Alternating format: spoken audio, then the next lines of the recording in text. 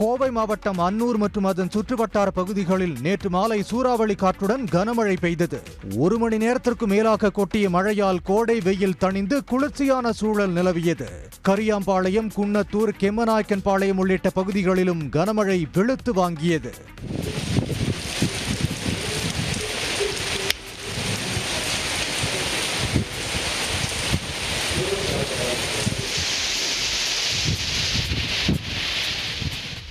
திண்டுக்கல் மாவட்டம் பாலகிருஷ்ணாபுரம், பேகம்பூர், பூச்சிநாயக்கன்பட்டி, தோமையார்புரம், சாணார்பட்டி உள்ளிட்ட பகுதிகளில் 1 மணி நேரத்திற்கு மேலாக மழை பெய்தது.